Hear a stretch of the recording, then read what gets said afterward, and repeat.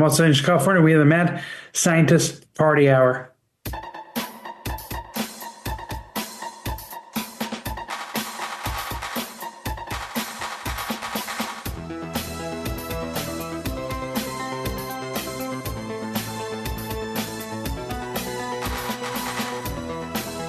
What is up, friends?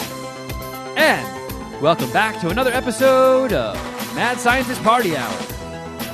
My name is Kevin Kraft, joined once again by a man who has burned all of his pants and underwear off and is currently stop, drop, and rolling on his boner. That's Geoff Clark. What's up, Illuminati? And broadcasting to us from New Orleans Speakeasy, the bearded, booger-eating carpetbagger known as Shuddy Boy. Yo, prap, prap. What's up, fellas? What is a carpetbagger? It's someone who went to the South after they lost the Civil War. Oh, really? Yeah. So there's a scallywag is someone from the South who sided with the North after the Civil War, which really should have been all of them, because they lost. Oh, I thought a scallywag is what a Squirtle evolved into. Dude, one of my homies in college, Paul's roommate, one of the blackest humans I've ever met, he randomly would call people scallywags, and it was fucking hilarious hearing him drop it. Have I met him before? You haven't. Damn, I really like your college friends. They're very fun. I don't think he, unlike Kwame and Earl, is a little less willing to get on a plane. Gotcha. Okay. He does not really leave the New York City area. I was literally just telling my Carl about how your Carl and Kwame need to make an LA trip. Because we were both amazed that you made the statement that you don't have an annoying friend. And me? Yeah, you said something to that effect when we were at dinner. And oh, wait, who are we talking about? Oh, I don't know. But when you dropped that, I think she brought it up like the next day, and I'm like, well, I've met a lot of Jeff's friends, and from what I can attest, that is a true statement. Jeff's friends are actually like really awesome. They're mostly normal dudes. Yeah. Shuddy, I'm the fucking weirdest out of all of us. I'm like the only one without a wife and kids. Now, yeah, that might be the sign that you're the annoying one. Yeah, yo, for sure, I am the annoying friend. Shuddy, did you just like find some revelation whilst Googling? I was just, I didn't, it was basically, it's a Southern derogatory term for Northerners who came south after the Civil War. The carpetbagger? Yeah. For their own, to exploit the local populace for their own financial, political, or social gain. Oh, so there's... Love that. There's no like sexual connotation for it, because it does sound like a move you would look up on Urban Dictionary. No, basically a carpetbagger back then was somebody who had bags back then were canvas. So like it was like a suitcase. Like they moved all their stuff in this like canvas carpet bag, and that's how they moved into the area to run for political office essentially. And take advantage of the South during Reconstruction. Okay. I mean, because it does kind of sound like, dudes can like teabag people, but it's almost like if a girl does that to you, you've been carpetbagged. Well, let's see what that's the Wikipedia definition of carpetbag. Type it into X hamster and see what pops up. I don't use it. I don't think I've ever used it, but I think that is my favorite listing of like places you can go to watch porn. Like I want to reverse engineer that. Like they had to have been like douche bros wearing backwards hats, and they're like, all right, what's our fucking domain name going to be, bros, for some sweet poon crushing? I kind of like X Dog fart is taken. Yeah, dog fart is taken. Dog fart sadly off the table, bros. But let's stick with animals for some reason. What about a hamster? Don't people shove those up their ass? Hamster. Oh, bro, you nailed it. Up high. Let's go buy some fucking crypto. Man, the same people who did make xhamster.com probably got rich off of crypto. Oh my god, yeah. It's a horrible world we live in. So carpet bagging is the female version of teabagging. Nice. No shit. Good job, Kevin. No shit. Carpetbagger has various definitions on Urban Dictionary. And the first one, not related to what we spoke about earlier, was a married woman who routinely cruises gay clubs and hangouts for discreet female sexual encounters. I like that. You've been meatballed. Wow. That really works. Someone who shaves a hoe's pubic hair, puts it inside a Ziploc baggie, and sells it on eBay is another one, according to Urban Dictionary. That is quite literally taking a carpet and putting in a bag. At one point, I was a carpetbagger. Someone who acquires vast amounts of kuchana. Okay. All of these make sense. And all of them, I feel like, are better than the original definition of the word.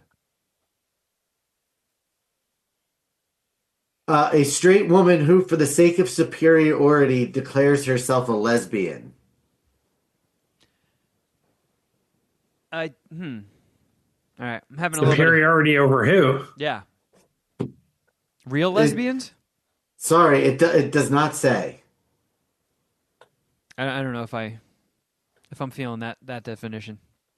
The dots, I'm having a hard time connecting those dots. And those are the only three good ones off of Urban Dictionary. Urban Dictionary, always a huge help to this show. Man, that's a sweet poster you got behind you, Geoff. Look at that. Not as sweet as mine. We're all poster bros. Did you get yours autographed, Shuddy? Because I got mine autographed. Oh no! Hold on. I don't. Man, Kevin's sabotaging the podcast. that's weird. Again. Now it's back. I didn't even touch anything. There's a humming now, though. There is? There was, very briefly. You're good now, I think. Fuck. Let's hope it's not being picked up on the recording, because this is early in the show. How many times? When are you going to learn not to touch anything when you're recording? Should I stop and start a new one? I don't think so. It's going to make my life hell to line up the audio with the video for the podcast, for the YouTube component, but just play it through, baby. Let's just roll. Okay. Yeah, don't let this fuck you up. Yeah, finally got your poster on my wall. Needed my girlfriend's help with it. Obviously, women are much better at organizing and decorating things. I had her help hang that and a piece of art that she bought me for Christmas. Down for Gloria at Saratoga, and it's just a painting of horses running on the Saratoga turf track. Is it a real painting? It is a real painting. It's numbered 69 out of 350. Oh, so it's a print. No, I don't believe so. Yes. I don't think somebody painted 350 identical he things. painted 350 of them and numbered them individually. Okay. I feel stupid now. You're probably right. Feels like a print. Is the paper, is it flat when you touch it, or is it raised like it's painted on? Like, is it in a poster frame or is it in a picture frame? It's in a, well, now it's in a poster frame. I put it in a poster frame. Pills here? Right. So it wasn't textured when you put it in there. You didn't cut a painting off of a canvas out of a frame and put it in a poster frame. It's a print. Clearly. Am I taking stupid pills here? Kevin, don't use my own words against me. cheese and ham sandwich. My room does look cooler though. It does. So, are you guys? Because this was kind of like a weird thing for me. Are you guys bummed out that I didn't sign it? Because when I was packing those posters up for you guys, it was like I almost didn't think about it because we've been friends for so long that like it would be such a weird thing for me to just assume you guys want my autograph. Like, I don't know if that's just me inside my own head too much, but like, we're like, Hold on a second. I'm fine with the poster I got. okay. I'm cool with it. Because On autograph, did you sign it for listeners or other people who bought it? Yeah, I mean, okay. He charged them extra. Well, yeah, Oh. you know, I haven't seen anything that is the same price autographed and not. But I think maybe 2 people have ordered them without a signature. Did they ask specifically no signature? Well, yeah, there's the option when you're checking out Oh, whether you want it signed or unsigned, and if you want your signed one personalized or not. Personally, when I get things signed, I prefer to not have it addressed to me. in case you want to flip it later on. I don't know. Maybe I just don't like seeing my own name. I don't know. I prefer to just get things signed rather than have them addressed to me. But Legendary Yankees broadcaster Phil Rizzuto signed a picture of Rizzuto.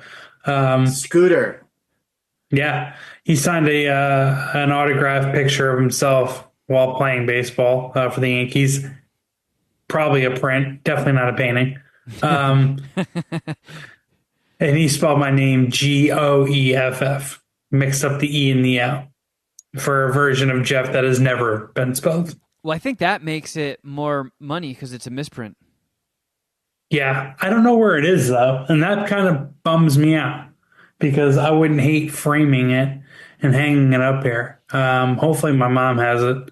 Would you, before getting it framed, take a marker and try to do it like you're a kid changing a grade on a test and like change it to the correct spelling before getting it framed? No. I mean, the guy was in his 90s, I think, when he signed the picture. Oh, so he's dead? Oh yeah, he's been dead for a while now. I mean, I only know him because of Billy Madison. Yeah, he signed it. Holy cow! Because that was like his catchphrase whenever something cool happened. That was his catchphrase. He died in holy cow. Yeah, yeah. I used to love that shit as a little kid. Cow! Did he sound like that? Did he sound like every other sports guy? I mean, yeah, pretty much. Holy cow! It's Geoff. He died in August of 2007. So it's at 18 years now. Yikes. So he's a skeleton. And he died at 89. So he wasn't in his 90s when he signed my thing. But in his 80s. Probably close. Yeah. See, if I were him, I would sign all of my autographs post Billy Madison as Rarudo. I would totally jump on that. I wonder if he ever saw that movie. I hope so. I mean, it's a solid joke. Yeah. You got I'm sure somebody in his orbit was like, "Man, you got to just see like this one part of this movie where they make a very funny Phil Rizzuto joke." I might sign every poster going forward. I might just sign it Cowabunga. To go. Kevin Cowabunga Kraft, you mean? Yeah. Oh, no. I was like, wait a second. Is that a K? It is, right? No, you guys know how to spell Cowabunga. Don't start with that shit. I mean, I don't think it's a real word. So you can take some creative liberties with it. Cowabunga. Who gets creative ownership of that? Is that the Simpsons or the Ninja Turtles? It's got to be the Turtles. I never even associated with the Simpsons, though I've never really watched the Simpsons. So Bart was saying Cowabunga a lot in the early Eat My Shorts era. However, It's actually spelled in its original form was by Chief Thunder Thud from Howdy Doody with a K, buddy. With a K, not a C.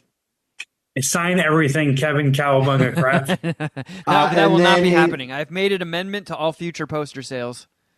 There then will be no in Cowabunga. the early Let's 80s, see. Cookie Monster used it for a little while, and then it took off running with the Ninja Turtles. I'm very surprised that it started with Howdy Doody, of all people. I thought, if anything, it was like surf culture. No, well, being that it was Thunder Thud, it was probably Chief Thunder Thud, which was a Native American, an Indian figure. Yeah. It was probably I bet you that character doesn't hold up too well under today's microscope. Chief Thunder Thud. Sweet porn star name, though. Thunderthud? Yeah. Yeah, it does kind of rule, huh? Or late 80s, early 90s WWF wrestler. Dude, you should get into some WWF. It's like a bridge between entertainment and sports. It is sports entertainment, obviously. It's also a bridge between entertainment and Frenching your cousin. I mean, we need something else to bond over other than fart and shit jokes. You're not going to do basketball or golf or really any actual sport. No. Why not come over for WrestleMania? I mean, I could be talked into that. It's a 2-night event, which Oh is my kind of a pain God. in the ass. Oh You don't have my to come God. over for both nights. It's the only WWE pay-per-view that's a 2-night event. How about you Dom should TiVo make it? his next MSPH Wrestling a 2-night event. How about you TiVo it, and I'll come over on the third night, and we can fast forward the stupid stuff. All right, fine. You got a big weekend of entertainment, actually, between the WWE Elimination Chamber and the Oscars. Oh, are they coinciding? One Saturday and one Sunday. So I think I actually am going to watch the Oscars this year. I did not know that Conan O'Brien was hosting it. I know. Conan's the man. I'll watch that. Yeah.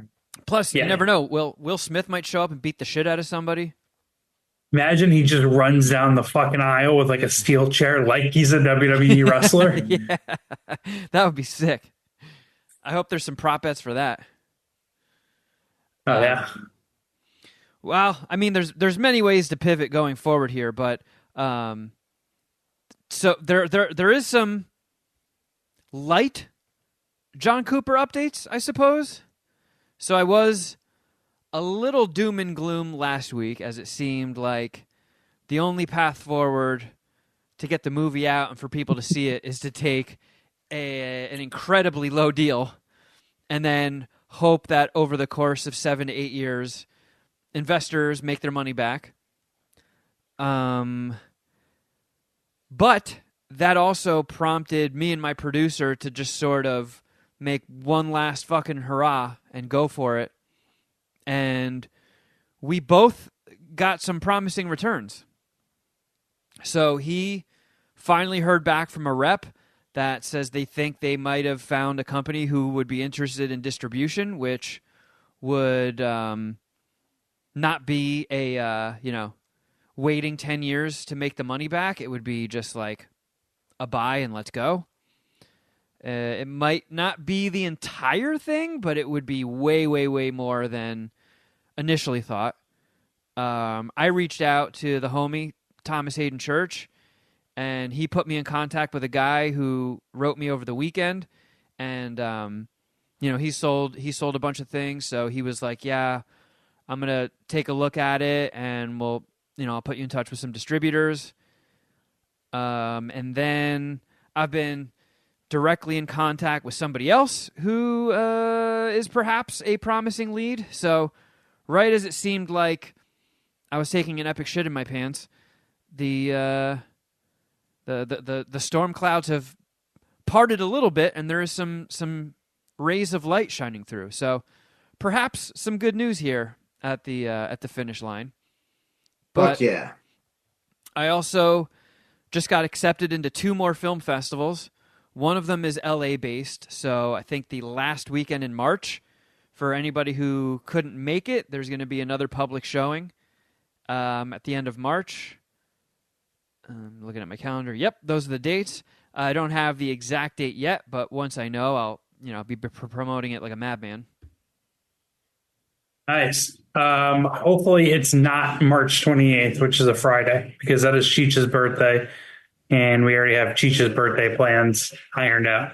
Oh, well, I mean, you've already been to 2 showings, so Doesn't matter. If you have I'm to gonna show miss my it- support regardless. well, I appreciate that. And the next one I can't promote yet, but there is going to be another public screening in a big city, and I do think a decent amount of Puminati live there, so that'll be exciting, and that's at the end of April. You can't even talk about the city. I don't think so. For some Okay. reason, I don't know why. They emailed everybody who got in, but they said don't publicly promote it until March. So I have to wait a few weeks until I can officially announce it. But 2 more festivals, that's pretty dope. And then I think I'm waiting on 2 more. There's 2 more notification dates coming within the next week. So fingers crossed, because as we go to talk to people, every new set of laurels that are like, hey, and we got in here and here and here, everyone helps. So thank you also to everybody in the Puminati who flooded the comment section on Instagram tagging a bunch of streamers. You guys fucking came out in force. So thank you guys so much. I don't, it's one of those long shot things. Who knows if it'll help, but couldn't hurt. And man, somebody saw all those fucking tags. And shout out to everybody who bought a poster in the last week. There was a nice little rush of poster sales. So thank you all. It's, I was kind of at the end of my rope, and then it seemed like a whole bunch of nice things happened. So thank you guys. Some positive momentum. I love that. Yeah. And then also in this past week, Geoff and I went on a nice little double date. Yeah. Sounds like Geoff and I were on a date and we brought another couple, but no, we were each half of a different couple. And we went to a place that I've been talking up for a while. And we can be honest with each other here. Did I overhype it? Was it underwhelming for how much fucking fluffing up I did of that pasta? Yeah. It was fantastic. Went to Felix's in Venice Beach. Just a huge fan of it. I don't get out to Venice Beach as often as I would like to. Venice Beach is one of my favorite parts of LA County. It's pretty much like Greenwich Village, but for LA County. And Greenwich Village is one of my favorite places in New York City. So it's cool to get out there and hang out with you guys. And my girlfriend's never been to Venice Beach, so it's cool for her to at least see it a little bit. I mean, it'd be better for us to go in the day and have like a full Venice Beach experience, drink on the next to the pier at the Venice Beach Whaler. I hope that's still around. But I mean, the pasta was fucking bomb. It was expensive, but like I knew that going into it, so it wasn't like I was caught off guard. But I really don't have a complaint about the food. Like it was fantastic. What do we do? 4 different pasta dishes, pizza, and what else? Some bread, Some focaccia. some focaccia bread. The focaccia. The strain. waitress, the server saved us from ourselves. We thought we ordered the decked out focaccia bread with burrata, Yeah. and a pizza, and she only did the pizza and the regular focaccia bread, which is still delicious because essentially the decked out focaccia bread was another pizza. Yeah. So shout out to her for that. But So I mean, great drinks, great company, great pasta. in all the times that I've gone to that place, I've never ordered the pizza. Carl has suggested it a few times, and the way I've made my argument against getting pizza there is I feel like regular Joe pizza and fancy pizza, I personally, I like scumbag pizza. I like fucking Pizza Hut. I like hole-in-the-wall pizza places. I even like Little Caesar. When you go to like a fancy Italian restaurant and they have their pizzas, they're good, but I'm always just like, man, I would rather be eating like other fancy Italian food or just like Domino's or something. Like the big chains, I fucking like them. I have a garbage palate when it comes to pizza. Nothing wrong with that. I've always been of like, if we're at this place that specializes in fancy pasta, I would rather save the stomach real estate for more pasta. But they are small pizzas. We were a party of 4, and it comes in 4 slices. So we each got 1 slice of pizza, and it was fucking delicious. But would you have rather had an additional type of pasta added in the place of that pizza? Sure, and I can't believe I'm going to say this. I said it a number of times at the dinner, and you guys treated me as if I would treat you with the same suggestion. But I was like, I think we should get a salad. Let's get some vegetables. And pretty much everyone called me a homo, Carl included. I thought you were doing a bit. And then at some point, you were so insistent, I was like, all right, Geoff is entering his Andy Kaufman era. He's still doing a bit. He's just very committed. At a place that specializes in pasta, for Geoff to be like, let's actually get 1 less pasta and order a salad, guys. Everybody was like, what? Well, so we you were did being 4 serious. pastas, right? And I thought I just liked the idea of some versatility on our table. We got focaccia bread, get some vegetables, get 4 different pastas. I thought everyone would win, and we get a bunch of different textures and flavor profiles. I mean, a 5th pasta would have been fine. It would have been awesome because I was interested in more than 5 pastas there. But I was really kind of taken aback by how little everyone thought of my salad suggestion. I mean, if they had I their thought usual... me just saying it would have been like, all right, yeah, let's do it. No, it was like somebody needs to have an intervention with Geoff. I think something is wrong. He's a fucking robot. Great. Geoff's girlfriend brought her companion. So, they usually have these things called squash blossoms. Yeah. Which are basically tempura breaded squash thingies stuffed with cheese and then fried. And they are fucking crazy good. Crazy good. Like, that was one of the things I was like, this is going to blow Geoff's mind. That we're going to get the squash blossoms, and they have like a similar thing, but instead of like squash and cheese, it's artichokes. And they're also like deep fried and super crunchy. And they're like the 2 best appetizers on the thingy. But we learned when we got there that their deep fryer was broken for the night. So they had an amended appetizer menu. But those pastas were, man, I sometimes just get a little chubbed up thinking about it.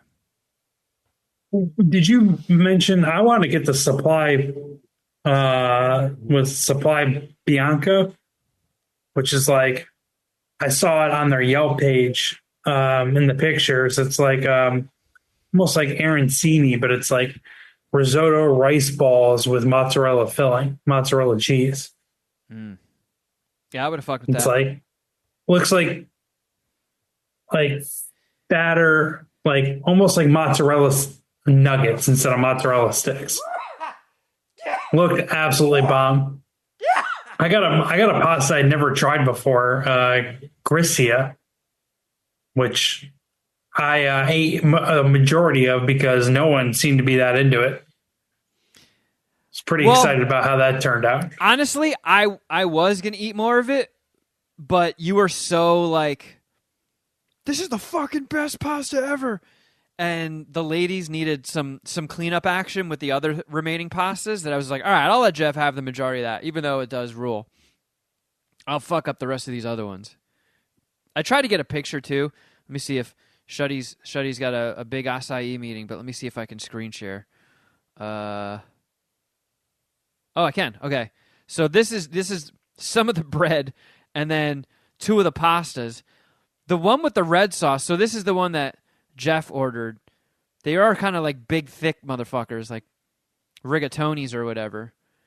The one that looks like cacio e pepe is the one that Geoff got. The other one, it almost looks like dicks. Doesn't it look like penises? Yeah, it does look like little cocks. It looks like someone chopped off a bunch of flaccid dicks, tossed them in tomato sauce, put some Parmesan on it, and served it to us. But those are just two of the pastas we got, two of the four. I forgot to take more, but man, that truly is, you know, if I were on death row, pasta from Felix is my last meal. If I actually thought about it, you know, I've said before, I want the stinky stuff, the stuff that messes with my stomach. You know, give me a big pint of apple juice, give me some deep fried cauliflower, give me some Brussels sprouts. That way when they kill me, everybody is left with a horrible smell in the room. But if I'm not doing it out of spite, that's my last meal, is Felix. I think I'm going pizza and wings. What about if somebody took a whole bunch of like buffalo wings, used a fork to like scrape all the meat off, but not like the knobby knuckle parts that are all crunchy and hard. No tendons, but just buffalo meat, and then put that all over on top of a pizza. Has anybody done that? Do you think you just invented buffalo chicken pizza? No, because that's bullshit. They don't actually do. They just chop up a chicken breast and toss it in buffalo sauce. Nobody goes through the effort of scraping meat off wings.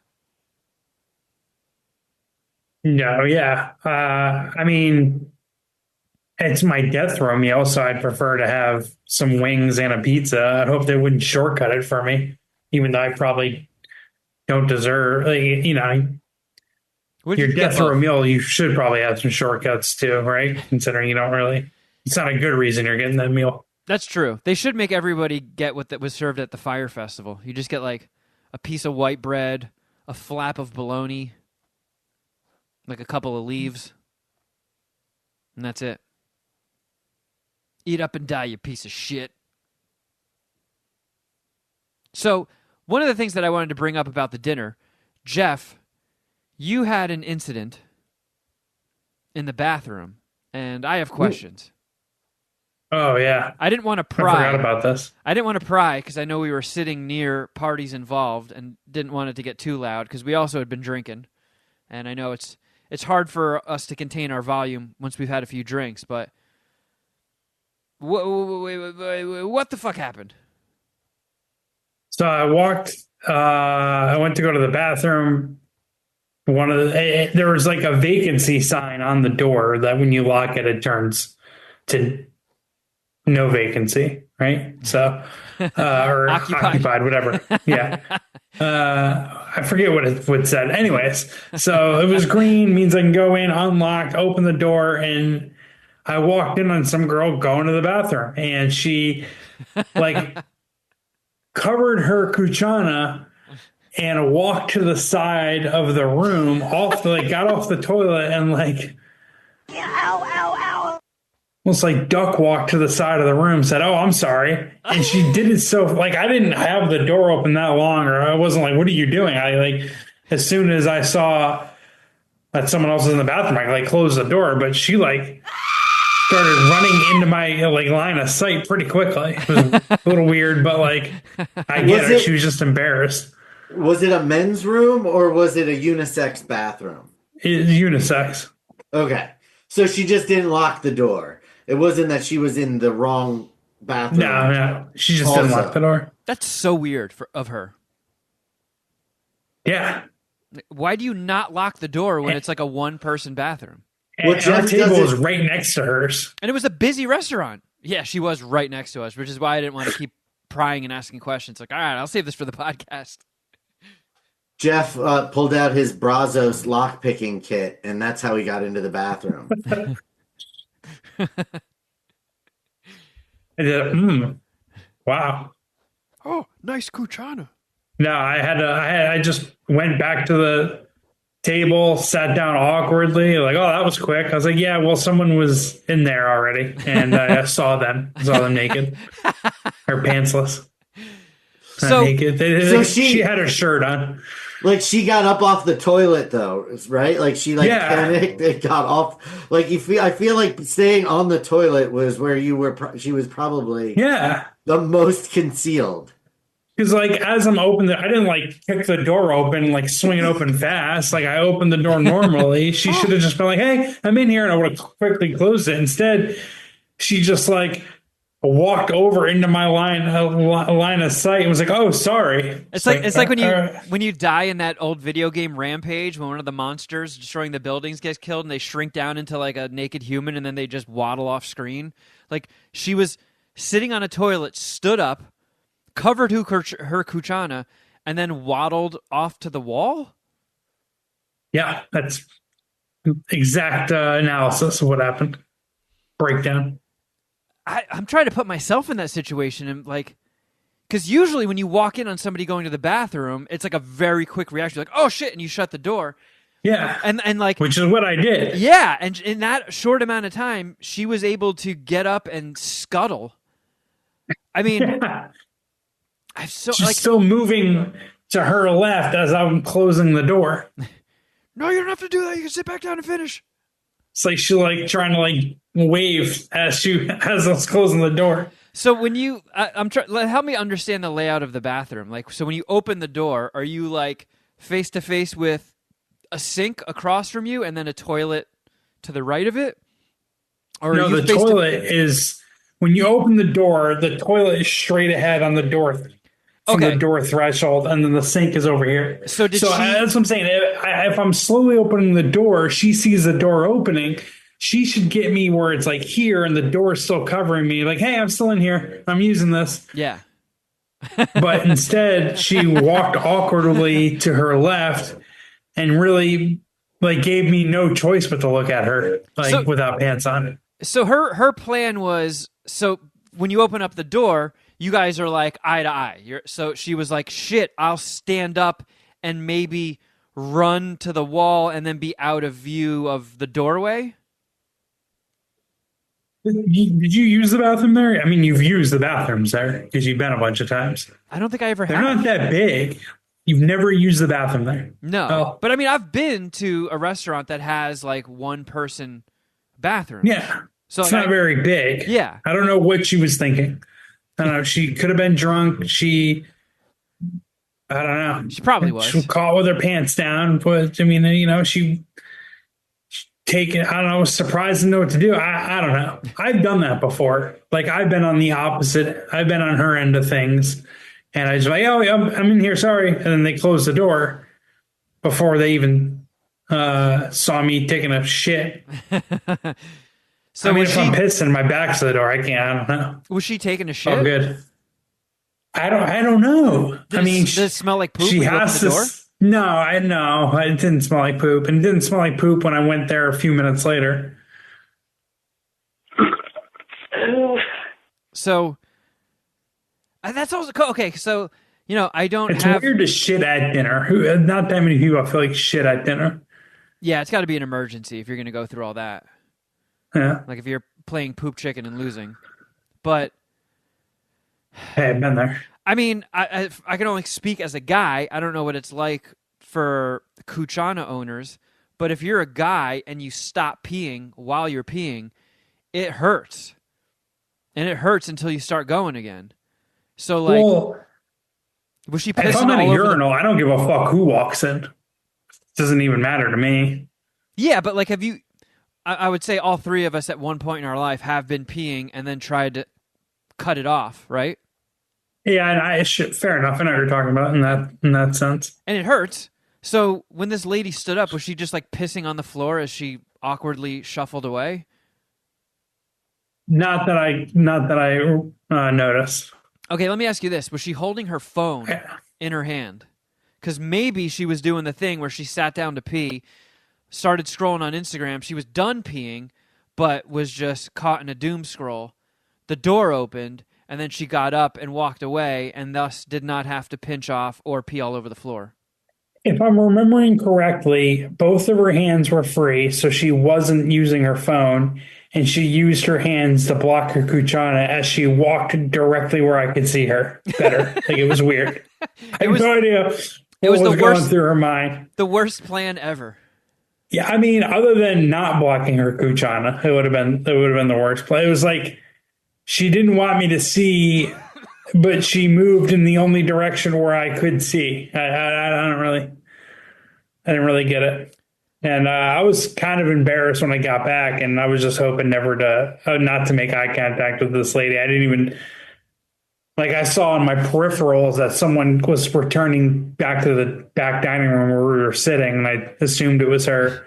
Just stare at the pasta, Geoff. Just stare at the pasta. I was interested because she looked kind of cute when I was when I briefly interrupted her number one, I would believe, but I don't know, just the awkwardness of it. I couldn't even look at her. Couldn't look in her direction. Did you see her kuchana? I mean, I know it was all a very, very brief interaction.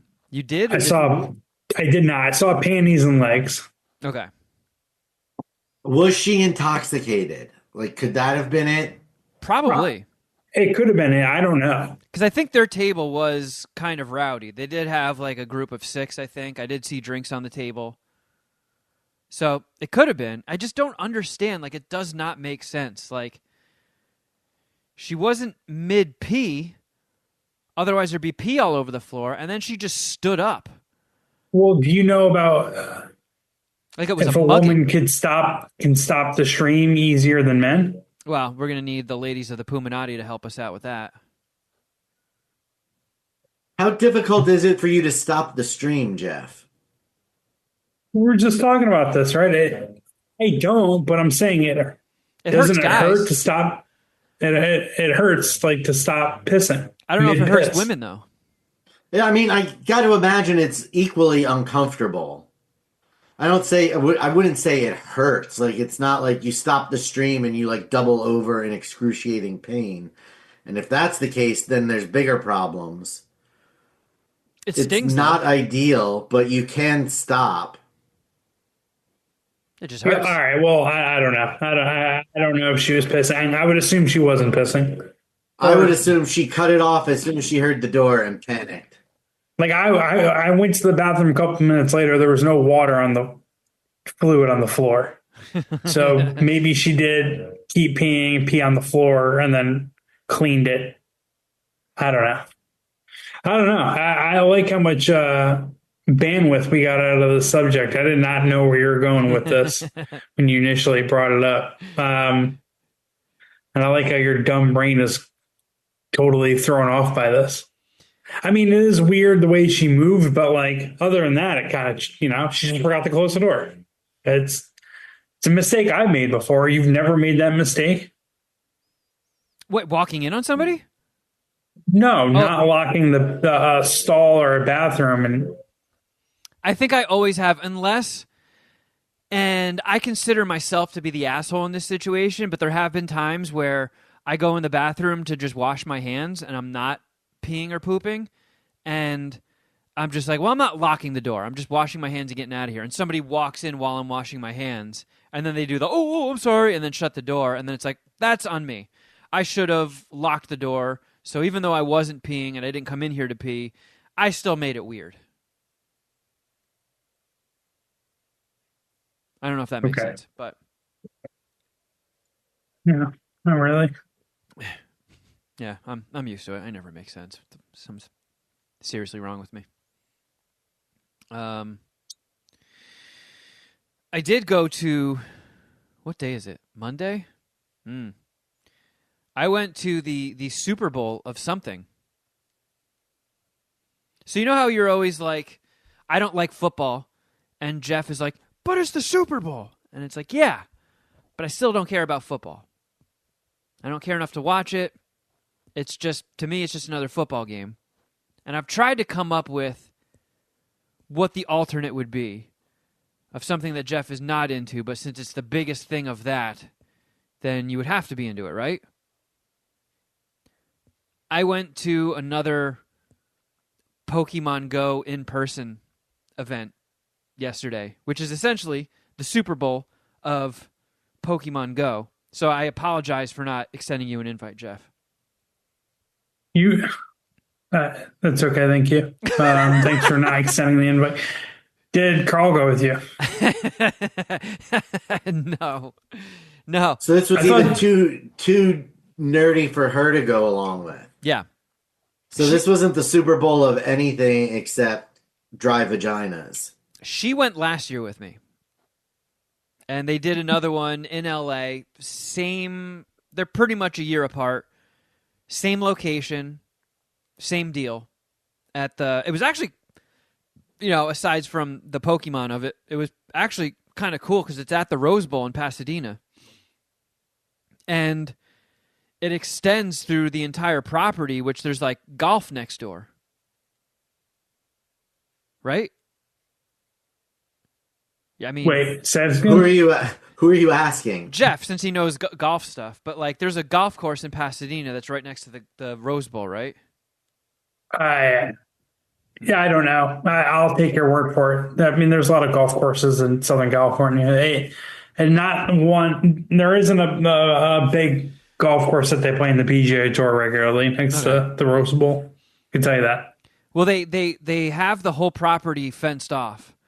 And, you just have to show that you have a ticket at the security to get in. And the whole place is just closed off just for fucking dorks. And you can walk on the field of the Rose Bowl, and they have, like, photo op things set up, and there's, like, in-game shit to do all over the place. And then it extends out onto the grass and, like, this giant golf course. So, like, again, Pokemon crap aside, I feel like we talked about this fairly recently. I do really enjoy the aesthetic of golf courses. They're always well kept.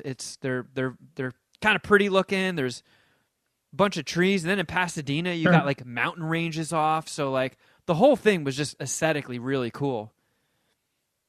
But then it's it's packed full of doors, and I would say maybe 50% of it is exactly what you're picturing, like the dorks, a bunch of chuds like me. But then there's also there's these alphas. Like old retirees. Like I saw old couples that kind of look like they just came from the fucking yacht club or something. There were like entire families, like little kids, their parents and grandparents all playing together and like shouting out what they just caught and like trading. There were people in cosplay. There were objectively extremely attractive people there. This is how diverse it was. I saw a tiny, like, gay twink Mexican dude in a Trump shirt. And I was like, wow, we officially have every base covered. Yeah. Mexican gay Trump supporter. That's the most diverse human on the planet. You forgot the twink part. Yeah, I mean, gay bottom, but that's Kevin projecting. Who knows? He might be a feminine top. I mean, I saw these dudes. So like, there was a group of like 4 dudes, and they were in like shorts, tank tops, and just built like bodybuilders. And I was like, Jesus Christ, they're here to fucking beat everybody up. And then as they passed by, they're like, did you get that Charmander? I totally got that Charmander. And I was like, okay. All right, now it makes sense. Just fucking brolic gay dudes. Yeah. Just group of shredded gay dudes. But, yeah, I had to go solo this year because last time it goes from 9 a.m. to 5 p.m. I think last year we showed up late. We probably got there maybe around 11-ish. And maybe by 3, maybe even earlier, Carl was just 100% over it.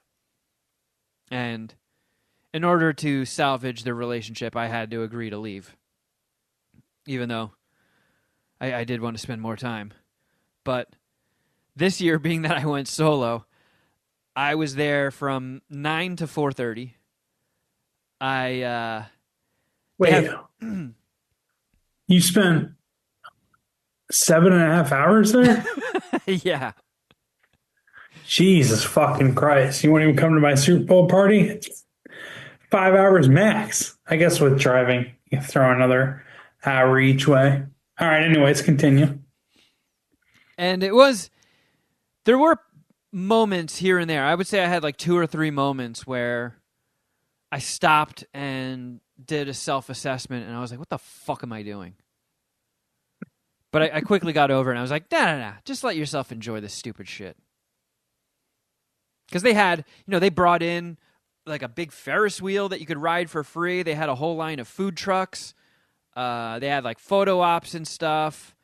They had like, let me see if I did take a couple of pictures.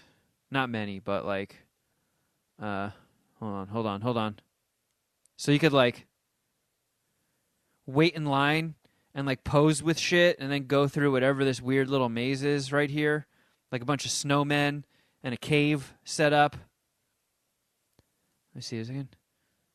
Oh yeah, and there's like this, because they had it. The whole area was subdivided up into seasons. So this was like the autumn area where they had a bunch of pumpkins and scarecrows and shit. They put effort into it. I'll give them that. But oh boy, it was. I will say, I think the funniest thing I saw. Some tiny old chubby lady was trying to catch something.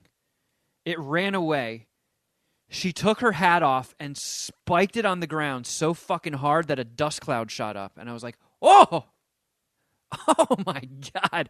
I have never seen anybody lose their cool fucking playing Pokemon. And this old lady just spiked her hat on the ground. It was awesome. Awesome. So you go to this, whatever, this field and just look for different Pokemon?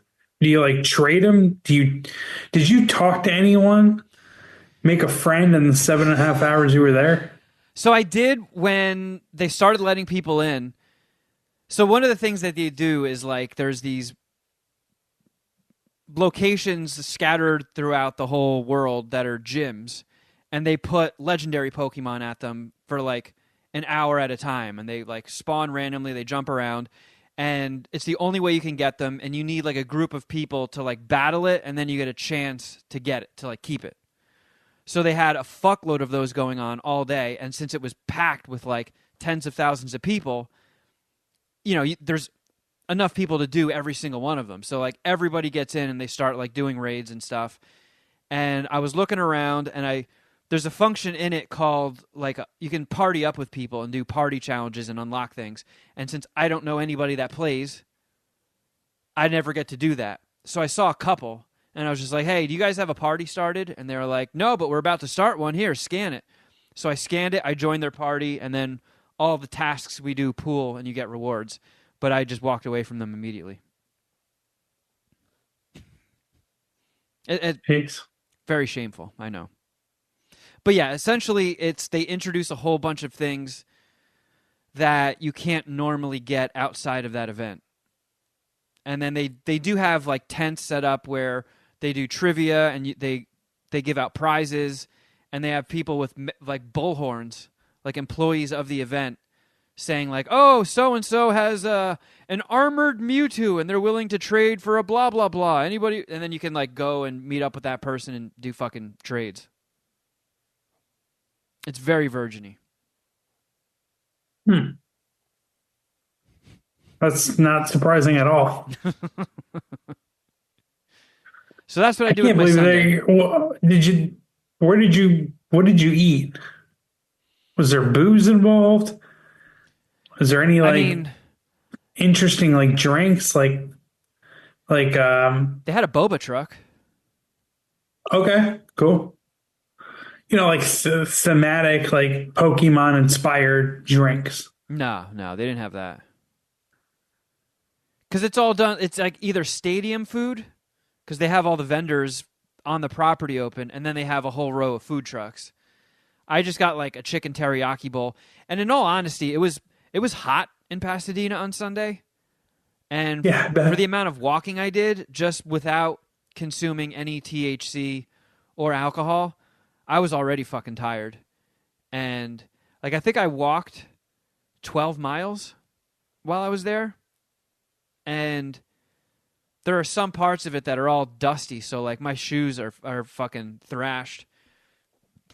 I remember when we were talking, ooh, it barfed in my mouth. Remember we were talking about doing feet OnlyFans, and I showed you guys my toenail that got all fucked up when I was at Disney with Dustin?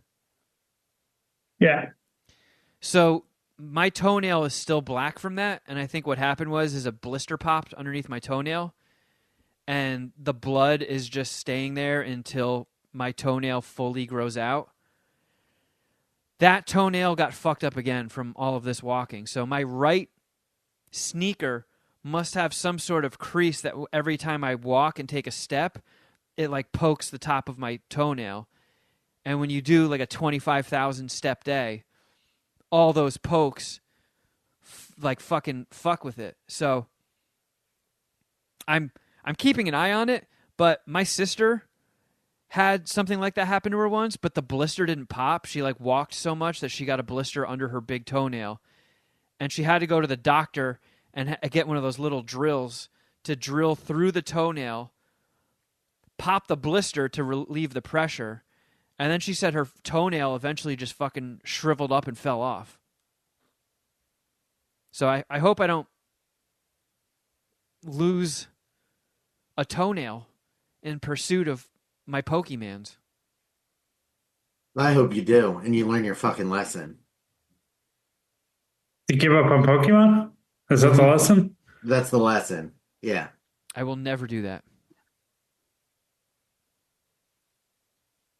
Gotta catch them all, as they say, right?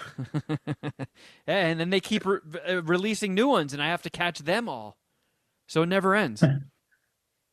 Yeah. It's kind of like football in that sense, right? There's always Just like- there's always another champion. Just like Tapped Out, he's gonna ride this thing till the rails fall off and they don't update it anymore. Yeah, when Niantic is like, oh my god, there's this one guy still playing. There's one guy, and he won't just fucking go away. We have to kill the app. Or we kill him. Let's kill him. Dude, I saw people that had constructed trays, like over-the-shoulder holders, linked to like a cafeteria tray that rested against their stomach, and they had like 6 phones laid across it. And as they were walking around playing on 6 different fucking phones. Fuck, dude. The level of dedication some people have to that game is fucking crazy. Knowing that you can't ever get to that level, why do you even continue to try? I mean, I only care about my account. I don't need to make multiple burners. I think what they do is because, like, they probably have one account that's, like, their main. And then all the other ones, if they catch, like, a shiny on those that they don't get on the other one, they can trade it to themselves. And then just, like, fucking boost their shit. I don't care that much. And I'm not paying for extra phones. I mean, that is a psychotic level of commitment. I'm not buying multiple smartphones and data plans. You would never do that. You only need to have one. You can hotspot your phone with the data plan to the other phones. Oh. Well, I'm still not buying 5 Don't additional... tell him that. I'm not buying No.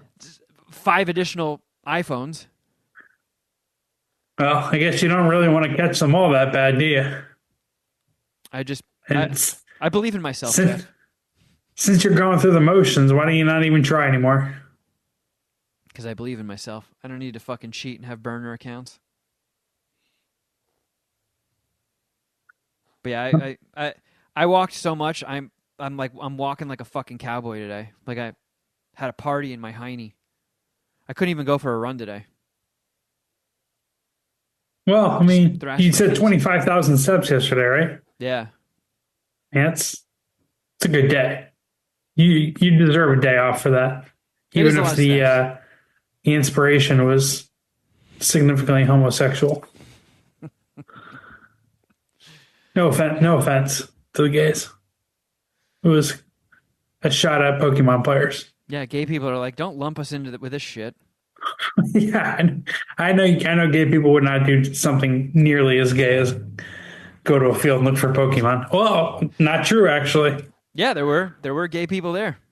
That was not sexual orientation related. Well, next on the docket, Shuddy. I don't think we have an intro for this, do we? We don't. I think we just sang the Attack of the Rotten Domatoes the last time. Oh yeah. Oh yeah. Attack of the Rotten Tomatoes. Attack of the Rotten Tomatoes. You heard right. I was not singing tomatoes. I was singing Dom-atos. As in, my friend and yours, Dom, who, if you've listened to the show long enough, you know has questionable taste in movies. He has given beloved classics one dick or half dick reviews, whilst giving utter pieces of flaming diarrhea 5-star reviews. His movie tastes are almost impossible to lock down. They make no sense. He gave Fight Club 1 dick. The Matrix 1 dick. Goodfellas 1 dick. This is what we're working with, Fucking people. guy. So Shuddy Boys made a game of it. We haven't played it in a while, but it is called Rotten Domatoes. We haven't played it in so long, I don't remember exactly what the original rules were. Oh no. So all we're going to do is we're going to take turns. I'm going to give you 3 movies. There's 5 rounds. And one of you will guess which one he rated higher. If you don't get it right, then the next person guesses. And then Okay. if neither of you get it right, no points. So we just have to pick which movie has the highest score from Dominic. From Dom, yes. And if you can guess what what the dick rating is on it, Out of 5. out of 5, you'll get a bonus point as well. And Dom does also throw in halves. Yes, he does.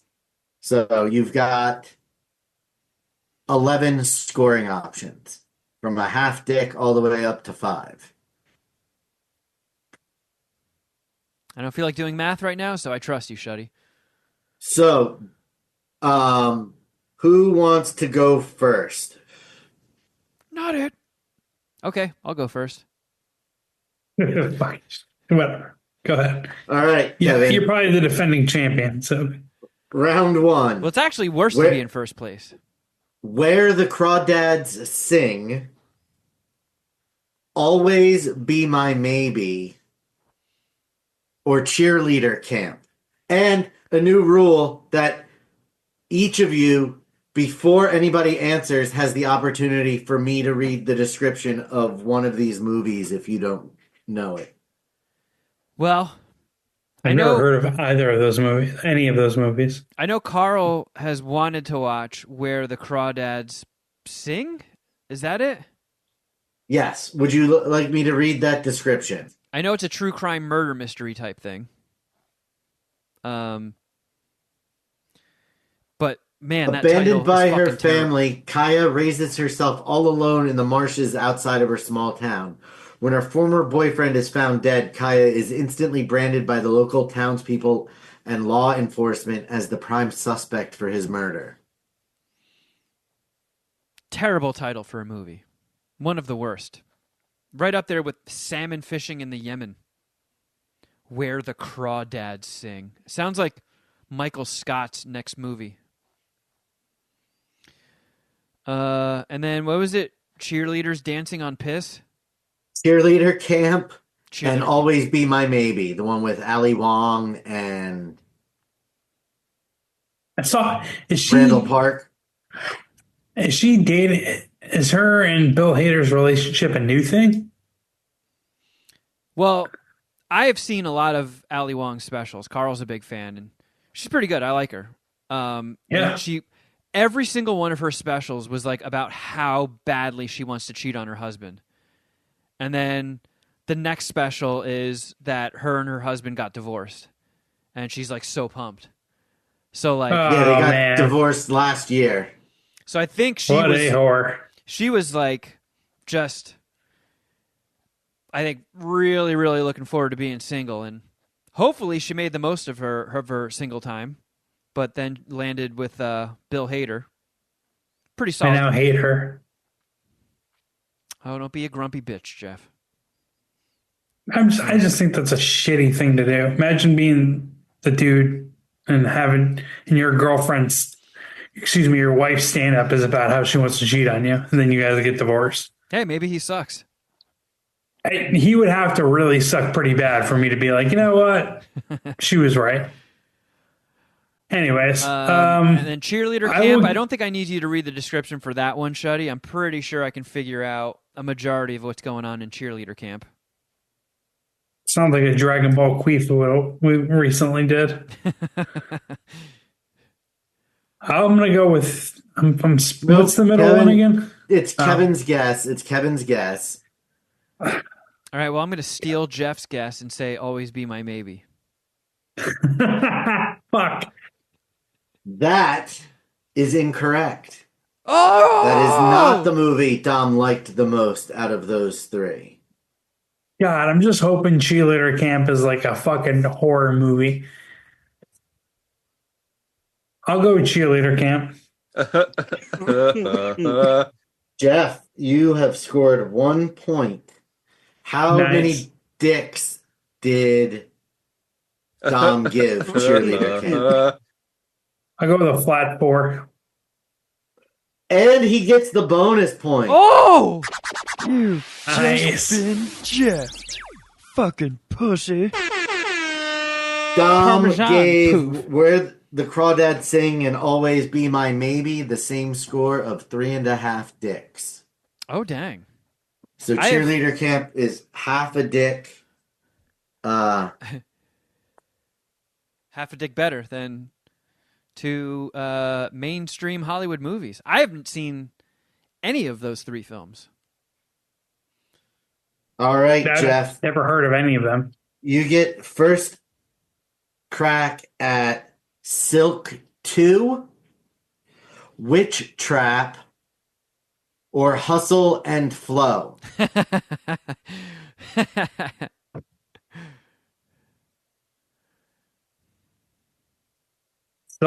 Silk Road, Witch Trap, and Hustle and Flow? No. Silk 2. Silk 2. Witch Trap. I'll go Witch Trap. Incorrect. I don't know what it is, but I'll try Silk 2. Nobody gets a point. Oh! Hustle and Flow, Dom loves. He gave it 4 dicks. Dom loves Hustle and Flow. Man, Carl was just like talking that movie up somewhat recently. Silk 2 was only a half dicker. Oh, shit. And Witch Trap is a 2.5 dicker. Witch Trap. All right. Round 3. The Karate Kid, starring Jaden Smith and Jackie Chan. Beetlejuice, or True Lies. Oh, my God. Well, I'm just going to go... Geoff's guess. Nobody got a point the last time. So it doesn't leapfrog back and forth? Nope. I mean, we can. We don't know that we're making the rules up as we go. We can doesn't alternate. matter. You can stick with Geoff. No, Kevin goes first. Go ahead. Oh, bitch. I can't... I really don't think you have a Dom guess ready, you pussy? Beetlejuice. And it would be in true fashion for Dom to love the Jaden Smith Karate Kid. So I'll say Karate Kid. How many dicks did he give it, Kevin? Because that is number 1. in that list. He better not have given it anything higher than a 4. Although That official guess. that is my official guess. Your official guess is a 4? Yeah. You got the bonus. Woo! So going into round 3, we are tied. Have you guys seen the new Karate Kid movie trailer with Jackie Chan and Ralph Macchio? I haven't seen the trailer. I did see the poster. It kind of fucking looks sick. I'm not going to lie. Like, No, I didn't even know there was a new Karate Kid coming out. I saw a trailer once in the theater a while ago, and I haven't seen anything since, but I remember being like, man, am I fucking crazy, or does that look good? Sorry, Shuddy. Go ahead. It's okay. Round 4, Geoff. Jawbreaker, Josie and the Pussycats, or Ella Enchanted? Do you know what any of those movies are? I think isn't Jawbreaker got what's her name from the Me Too era? She was in the double feature with Rob, Death Proof and Planet Terror. I can't remember her name. You know so much surrounding information. I know. You're like you're just dancing right around her name. Her second grade teacher was. I'm gonna go Jawbreaker. I feel like we've talked about him liking that movie a lot. And you're thinking of Rose McGowan. I was thinking of Rose McGowan. Thank you. And that is the movie that she is in. Oh, shit. Oh man. But no, don't hit the button. Oh. I'm saying Jawbreaker is Rose McGowan is in Jawbreaker, so he was. It's not the correct answer though. Finish him. So that leaves Josie and the Pussycats or Ella Enchanted, Kevin. It's got to be Josie and the Pussycats. I bet you it's because one-time contender for most beautiful woman on the planet. She's all that. Triple name. Rachel Lee Cook. Rachel Lee Cook, yeah. See, helping each other out here. Look at that. Sadly, Josie and the Pussycats was the lowest of the 3. Oh! You've been meatballed. At 2.5, Jawbreaker at 3, Ella Enchanted 3.5. Is Ella Enchanted with Anne Hathaway? I honestly don't know. Hold on. Please hold, and I will tell you. I don't It think is Anne Hathaway. Ella lives in a magical world in which each child at the moment of their birth is given a virtuous gift from a fairy godmother. Ella's so-called gift, however, is obedience. This birthright proves itself to be quite the curse once Ella finds herself in the hands of several unscrupulous characters whom she quite literally cannot disobey. Determined to gain control of her life and decisions, Ella sets off on a journey to find her fairy godmother she hopes will lift the curse. The path, however, isn't easy. Ella must outwit a slew of unpleasant obstacles, including ogres, giants, wicked stepsisters, elves, and Prince Charmant's evil uncle, who wants to take over the crown and rule the kingdom. Man, the blurb for Inception isn't that fucking in-depth. Woo! I would have loved to have been on the couch with Dom while he's watching that one. Oh, Ella defeated one of the giants! Yay! Oh, sir, you need to go eat dinner. Get out of here.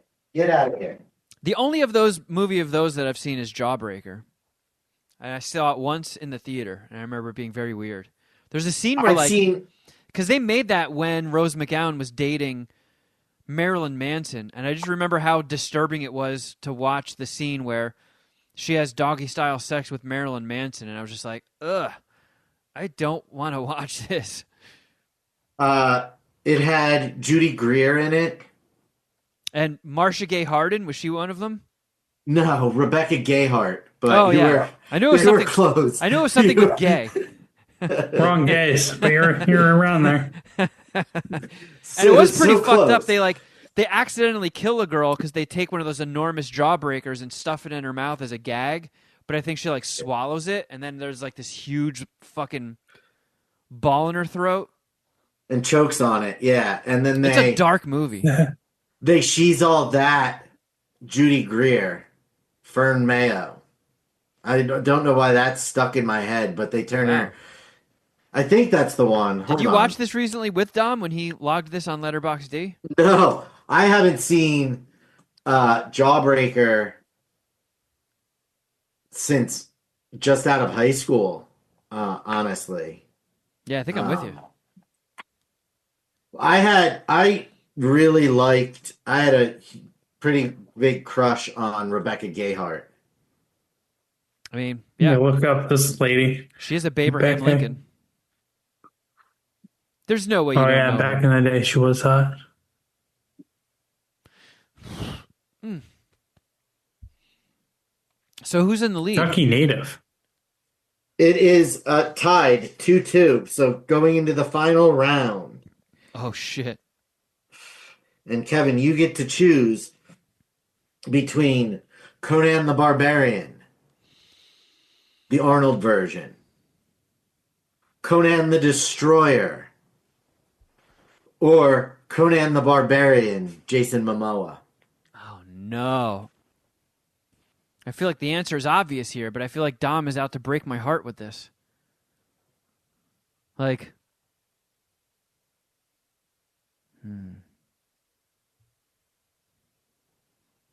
Fun tidbit about these three movies. I saw Conan the Destroyer as a kid before Conan the Barbarian because it was rated PG. oh, Was that's Conan right. the Barbarian rated R? Correct. Oh yeah, the They first show any Conan, titties? Oh, yeah. the I OG feel like I've Conan. never seen that movie. It's pretty good. I mean, for a It's, fantasy movie, it's gnarly, and that's the one with James Earl Jones, right? yes. When he transforms into a snake, that shit was fucking creepy. Good flick. Arnold knocks out a camel. Like for real? Or I think like in so. the movie Probably just back then it might have been for real, but Yeah. definitely in the movie, like the camel spits on him and he just fucking cracks it and knocks it out. Um,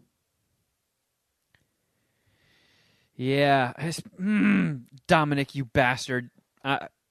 I'd be so angry with myself if I didn't guess it and ended up being wrong. So I'll say the original Conan, Conan the Barbarian with Arnold. And now tell me I'm wrong, Shuddy. I wish I could. I wish I could, but that is the correct one. Suck on my And dick. what do you think he rated that? That seems like a Dom five dicker. That'll be my guess. And the official final score, Geoff, 2 points. Kevin, 4. Suck on my dick. He gave it a full 5. He gave it a full 5. Impressive stuff, Kevin. Country's proud of you. Dom, you have Conan the restored my. Destroyer, 4.5. Jason Momoa, Conan the Barbarian, 1 dick. I do remember the Conan the Destroyer being significantly worse. I do not, as best as my memory can serve me, I don't think Conan the Destroyer is 4.5 dicks. Let me see. Did I score that? I feel like I did watch that for the first time within the last 5 years. I will say, Red Sonja. Oh, I gave it 2.5 dicks.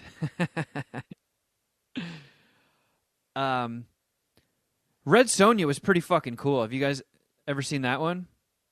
I did not. I mean, No, I don't even know what that is. it's It's a female Conan. Conan's spin-off starring Brigitte Nielsen. Yeah, Arnold's a different character, but like it's a fantasy movie where he's got like a sword and fucking giant muscles and shit, and yeah, Brigitte Nielsen is Red Sonja, and it's pretty bad, but like if you watch it through the lens of like a fun 80s movie, it's enjoyable moments. I kind of dug Red Sonja. I wouldn't recommend it to most people, but if you're a fan of Arnold, you'll enjoy it. It's a good time. Would you guys like to play a quick Letterboxd D that I also put together? Oh my goodness. We're just going for the games, huh?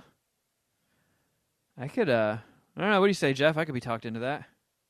Yeah, I'm not gonna just waste your hard work. Let's do it. Well, I only Letterboxd,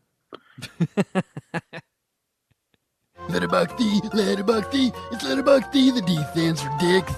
It's No the going back now. Letterboxd game.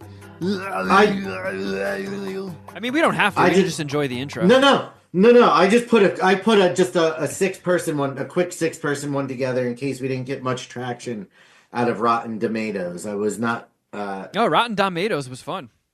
I just was afraid that I didn't do a good enough job with it. So we'll just start real quick. That was a home run, Shuddy. You did great. Kevin, since you scored the most points in Rotten Tomatoes and you currently hold a 5-point lead in this year's Letterboxd D rankings. We got the crazy rolls going. Yep, you're winning 61-56. You get first crack at 1, Emilio Estevez. Ooh, Emilio! And as a reminder, this is popularity this year. That's right. So, anybody who's familiar with the Letterboxd app, which we call Letterboxd D, based on an early error on my part, D stands for dicks. you can look up an actor, and there is some arbitrary way that they rank their movies in popularity. It doesn't seem to go in year order. Doesn't seem to go in review scores. It's very strange. But Shuddy has found a way to sort it by year. So that means since January. We're only doing 2025, so not even 2 months. Emilio. Wait a second. I got to go with Repo Man. Okay, Geoff?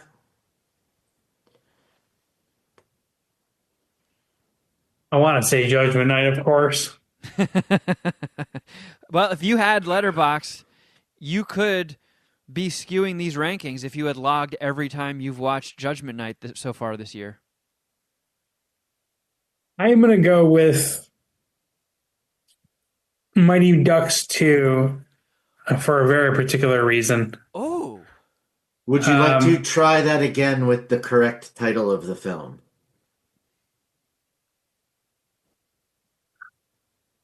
I don't know it. Okay. Mighty Ducks 2 Going for Gold? No, it's D2, The Mighty Ducks is the official title. But that is number 10. Number 10. I don't know why you wouldn't have gone because of how successful the Four Nations hockey contest was. And maybe people were looking up like international hockey or Mighty Ducks 2 because of it. Yeah, but why wouldn't you just pick the first Mighty Ducks? Because D2 was the Junior Goodwill Games and it was an international competition. Yeah, but I feel like... Jeff's logic is sound. That might be people right. Googling it, but I don't know about like putting it on and watching it. And then logging it on Letterboxd. Who the fuck has seen Repo Man? I don't even know what that... Of all the Emilio Estevez movies, did that come out recently or something? Is that why you said it? No. 1984. That why the fuck would anyone say? I was gonna go Breakfast Club. Yeah. Well, if you would have gone Breakfast Club, Geoff, you would have gotten 3 points because that is number 1. I was gonna say the right answer, but I wanted to stay in true Geoff fashion and pick something fucking stupid. I don't know. Every time I pick something smart, they get a fucking stupid answer. I don't know. Repo Man is number 5. Number 3 is The Outsiders. Number 2, Mission Impossible. All right, I have IMDb already pulled up. Let me look up Repo Man. I've never heard of this fucking movie. All right. I didn't even know he was in Mission Impossible. Yeah, he dies very near the beginning of the first one. Oh, he's like the computer hacker. Yeah, tech hacker. All right, next up, Carlos Irwin Estevez, commonly known as Charlie Sheen. Kevin, the floor is yours. It's not Geoff? Did you see his daughter started an OnlyFans? Well, yeah, isn't it Charlie Sheen's? the one with Denise Richards, and they have like a mom and daughter OnlyFans? Yeah, I saw that as well, but I just like covered half the screen and just looked at. Even though Denise Richards, absolute fucking smoke show in her day. I mean, still hot, but that's obviously weird. But not not focusing on that. Did you see Charlie Sheen's daughter has an OnlyFans? I don't think I know what she looks like. Look her up right now. Sammy Sheen. Sammy? Sami. Yeah, Sammy. Right? Yeah. She kind of looks like what's her face? One of the stars of the second coming of John Cooper, Mads. Wow. Yep. She's attractive. Damn. Yeah. So Turned 21 in a couple weeks.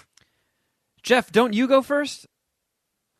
Or is it, yeah. do I go because I got points? How does this work, Shuddy?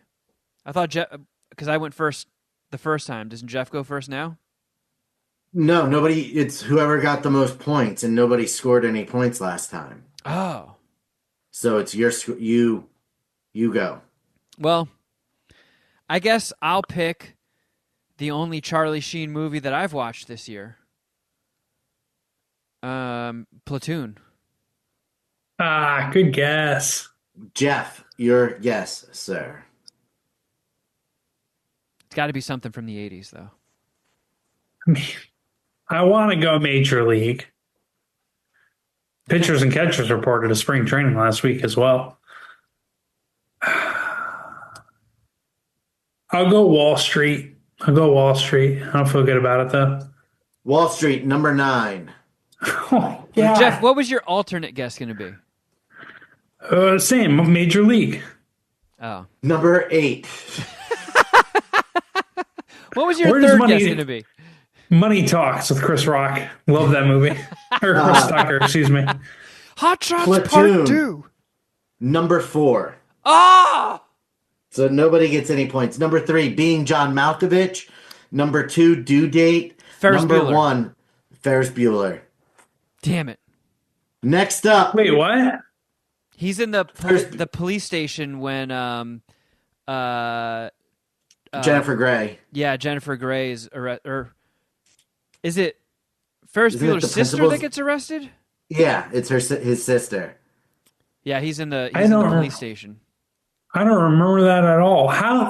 See, this is what I'm talking about. This is why this fucking website and app is so dumb. Like, how the fuck is that the first Charlie Sheen movie? Ferris Bueller's Day Off? I've seen that movie like 30 fucking times. I completely forgot he was in it. I don't know that that's the movie or the website's fault, Geoff. Next up, Ramon Antonio Gerardo Estevez. Or colloquially, nope, not even going to try it. Or known by his stage name of Martin Sheen. Marty. All right. Kevin, So your guess. Kevin gets a third straight. He didn't even score a point. Nope. Kevin, you piece of shit. See, this is gonna fuck me up because I always get him confused with Kirk Douglas for some reason. Spawned a different acting family, I suppose. Martin Sheen. Well, I have a guess. I'm ready to go. Oh man, I'm gonna fucking really embarrass myself here. Surprise. Apocalypse Now? I I don't even know if he was in that. It's been so long. It's a fair Jeff, it's a fair guess. your guess now. You didn't know if he's in that. He is in that. He is in that movie. I whiffed by not taking this when it was the number one choice when we were talking about Matt Damon. I'll go The Departed.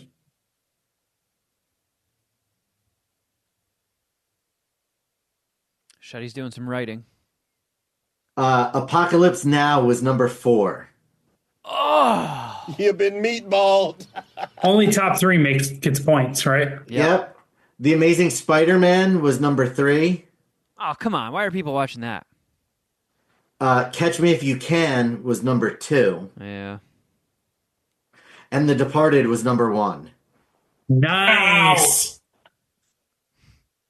I could Okay. make that mistake again. Parmesan. I don't know poof. that it helps you, Eddie, because that just makes you first for Angelina Jolie. How does that not help? Can't hurt. Got a big Angelina. filmography. Oh, was she in Major Angelina. League 4?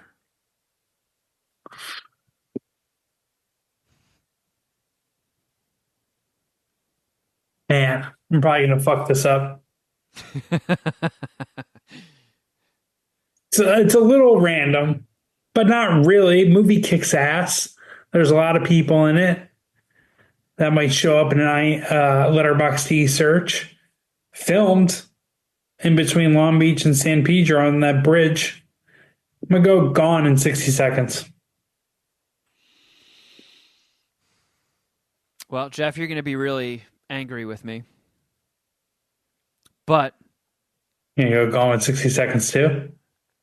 Or in 60 Seconds too? Gone in 61 seconds, huh? She had a movie come out this year called Maria, where she's like an opera singer. And I think it's on Netflix. And I think it got some award attention, but not a lot. Let me stop you. Do one besides that. All right, Wanted. Gone in 60 Seconds was 19. Number 19. Geoff, you're I supposed was to do going to this. win this one anyways. You're Huh? supposed to do this on the last question. Wanted was number 11. I know that's not really your guess, Kevin, but just for number 3, Mr. and Mrs. Smith. Probably likely due to the Amazon, I think it was Amazon series, Mr. and Mrs. Smith with Donald Glover, and because of the Michael Fassbender and Kate Blanchett movie coming out that's very similar. Maybe. Or it's just a popular movie. I know. Number 2, Girl Interrupted. Mm-hmm. The movie kind of sucked though, right? Not Girl Interrupted, Mr. and Mrs. Smith. It was cheesy, but it's kind of fun. I haven't seen it in years, but... And number 1 was Maria. So it is tied going into her father, John Voight. Oh, no. Kevin, you get first crack. Well, I do have a couple guesses, and I don't know which one to go with.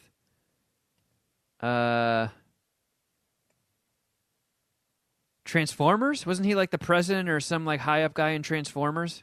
The Michael Bay one? He was Secretary of Defense, but yes. Okay, I'll go with he Transformers. was in Transformers.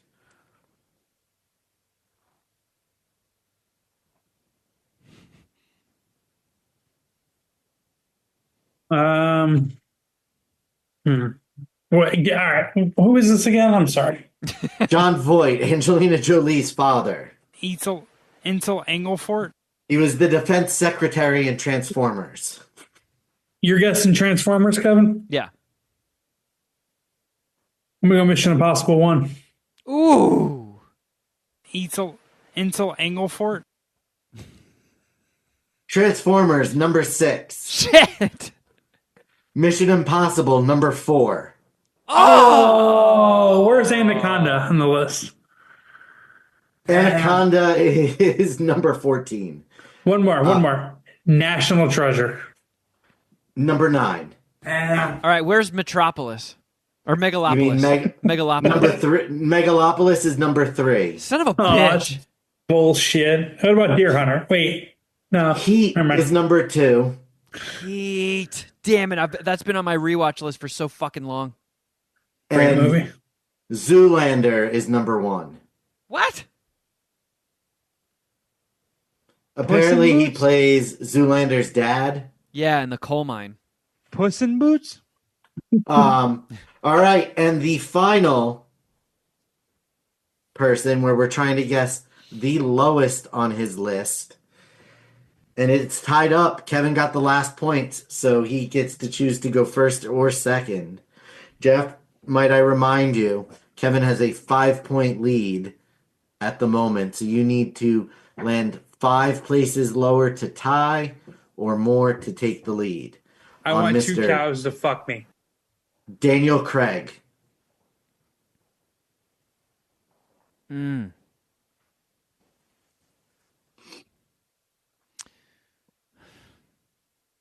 Man. I guess so. Isn't he in a movie called Queer that comes out this year? It's already out. Yeah. And I'll let you ask that. I'll let you ask that question because it's number one. So no, like nobody's. Yeah. I kind of should figured be that was going to guessing be a that. popular one. I think But he's yes, in. that is the actor in Queer. If that's what he's wanting to be known for, Geoff. The only thing I've seen him in. It's very erotic. I liked it very much. I don't know. It could be an obscure Bond. One of his less liked Bonds. I do know. I mean, just because you said Angelina Jolie, I've never seen it, but Carl remembers liking it for some reason, and I think he's in Tomb Raider, so I'll say Tomb Raider. You are correct. He is in Tomb Raider with both John Voight and Angelina Jolie. That's why he got picked for this. So good job. All right. Shout out to Not Carl. worth anything, but you made the connection. Oh, I mean, I'll go Casino Royale. Just to try to get a win here. Why would you pick a good Daniel Craig Bond? What was I supposed to do? I'm trying to win, right? You want to pick the lowest movie on his list. Oh, I see. Fuck. Fuck.